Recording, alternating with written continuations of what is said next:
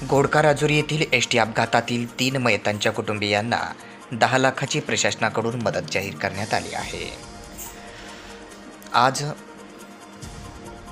रविवार दिनांक 19 जानेवारी रोजी सकाळी हा भीषण अपघात झाला होता।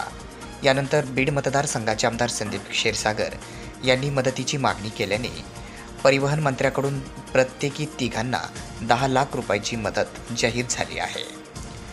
घोडका राजुरी येथील पोलीस भरतीचा सराव करणाऱ्या 3 तरुणांना एसटी बसने चिरडल्याची दुर्दैवी घटना घडली आहे। ही दुर्दैवी घटना अत्यंत दुःखदायक असल्याची भावना देखील आमदार संदीप क्षीरसागर यांनी व्यक्त केली। तसेच सदरील तरुण हे सर्वसामान्य घरातील आणि गरीब परिस्थितीतील असल्याने शासनाकडून त्यांच्या कुटुंबियांना मदत व्हावी अशी मागणीही घोडका राजुरी येथील ग्रामस्थ तसेच मृत तरुणाचे नातेवाईक आणि बीड मतदारसंघाचे आमदार संदीप क्षीरसागर यांनी परिवहन मंत्री प्रताप सरनाईक यांच्याकडे ही मागणी केली होती।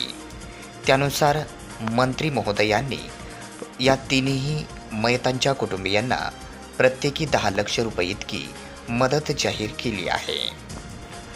यासाठी बीड मतदारसंघाचे आमदार संदीप क्षीरसागर यांनी महाराष्ट्र राज्याचे परिवहन मंत्री प्रताप सरनाईक यांना या घटनेची माहिती दिली होती आणि या अपघातातील मृत झालेल्या तरुणांच्या कुटुंबियांना मदतीची मागणी देखील करण्यात आल्याने त्यानुसार परिवहन मंत्री प्रताप सरनाईक यांनी मृत झालेल्या तिन्ही तरुणांच्या कुटुंबियांना प्रत्येकी 10 लाख रुपयाची आर्थिक मदत जाहीर केली आहे।